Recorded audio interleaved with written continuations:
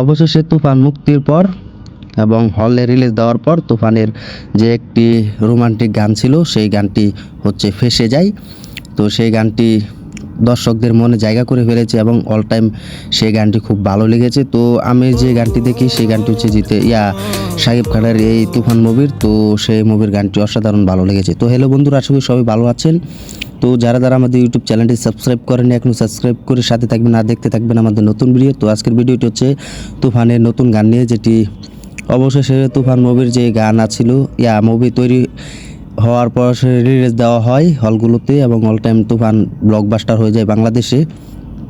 তারপর ইন্ডিয়াতে রিলিজ দেওয়ার চিন্তাভাবনা করার পর ইন্ডিয়াতে রিলিজ দেওয়া হচ্ছে 5 জুলাই। তো এখন কথা হচ্ছে যে তুফানের যে মুভির গানগুলো, তো দুটো গান তো অল টাইম মুক্তি দিয়েছে মুভি রিলিজের আগে। তো মুভি রিলিজের পর যে গানটি সেটি একটু এডিট করা বাকি ছিল এবং রোমান্টিক গান আমরা জানি শাকিব খান।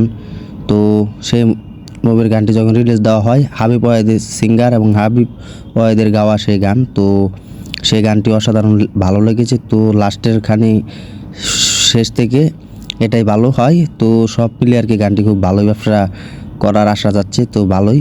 তো এখন কথা হচ্ছে যে গান আগে কেন রিলিজ দেওয়া হলো না। তো আপনাদেরকে আমি বলেছিলাম ওই যে আগে যে এই মুভির গানটি একটু এডিট করা বাকি ছিল। তো এডিট করার পর সেই গানটি রিলিজ দেওয়া হয় তো হাবিব ওয়াহিদের গলায়। তো আমরা জানি হাবিব ওয়াহিদ একজন সিঙ্গার, তো একজন গায়ক। তো ওনার কণ্ঠে এই গানটি খুব মানিয়েছে। তো আর একটু বেটার হতো। তো যাই হোক, সব মিলে এটি গান ভালোই। তো সব মিলে আমি 10-এ এটি 5 দিব। তো আর কি ভালোই লেগেছে গানটি। তো আপনারা যারা দেখেননি সেই গানটি দেখতে পারেন। তো এটাই। তো অসাধারণ ছিল সেই গানটি। তাদের দুজনকে বানিয়েছে নাবিলা এবং শাকিব খান, তাদের দুজনকে বানিয়েছে। তো ভালোই লেগেছে এই গানটি। তো দর্শকদের মনে জায়গা করে ফেলেছে এই গানটি। তো এটাই ছিল এই ভিডিও। তো ভিডিওটি ভালো লাগলে লাইক দিয়ে দেবেন এবং কমেন্টে জানিয়ে দিবেন। আর এতক্ষণ আমাদের সাথে থাকার জন্য ধন্যবাদ। আর আমাদের ইউটিউব চ্যানেলটি সবাই সাবস্ক্রাইব করে সাথে থাকবেন। ধন্যবাদ সবাইকে।